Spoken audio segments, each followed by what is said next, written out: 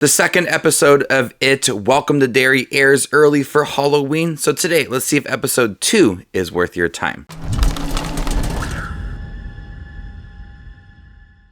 I was really looking forward to episode 2 of It, Welcome to Derry. I thought the first episode didn't have that groundbreaking feel to it, but I loved the risks that it took, killing off 3 kids at the end of the episode. The crazy opening in the car ride, the theater scene at the end. You could see the tone of the overall series within that first episode. I thought the second episode was a lot better. You're starting to really understand the characters and the situations that they are in, and starting to develop more of the subplots.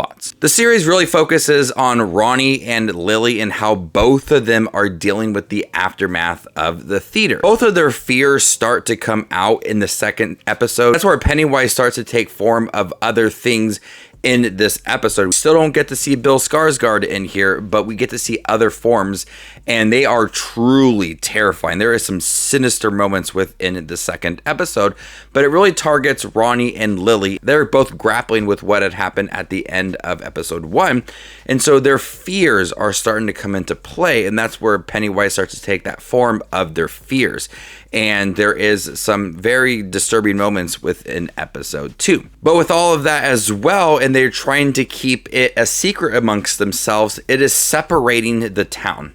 They're separating people that are involved with the theater scene at the end, and how it's also separating these young girls, Ronnie and Lily. How Ronnie wants to protect her father, and Lily doesn't want to go back to the insane asylum. So the both of them are trying to spin this story in a different way so it would affect their own lives. And without Pennywise's presence within this episode, you still feel like he's controlling a lot within this episode. I was really interested in the subplot with Leroy Hanlon, who is the grandfather of Mike Hanlon. His son, Will Hanlon, is in this series. Mike Hanlon was in the first 2 It films. We saw him when he was a kid and as a grown-up. And there's something very suspicious about the military's involvement within this episode, and they don't give us full answers, and that's where like that mystery is, and you're just kind of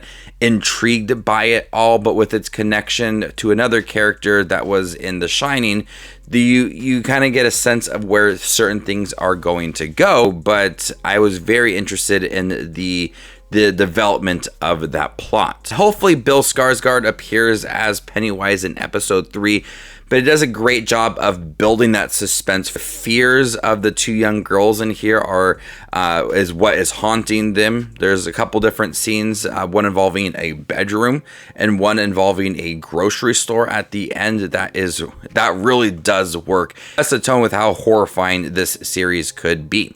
But I love the development of Leroy Hanlon and the fears of the 2 young girls. It's a nice development. So although we don't have Bill Skarsgård fully yet, we do get different forms, and it's taken shape of their fears. That's what's truly terrifying about Pennywise, is that he can take these different forms and really hone in on what scares you the most. I can't wait to check out the rest of the episodes, see the connection between other Stephen King stories, and hopefully have a truly sinister performance from Bill Skarsgård, because I'm really looking forward to that. Leave your comment down below with your thoughts on episode 2. Did you like it more compared to episode 1? Thank you guys for checking my review for episode 2. Stick around for a review of episode 3. My name is Just Watches Movies, and you guys stay classy, YouTube.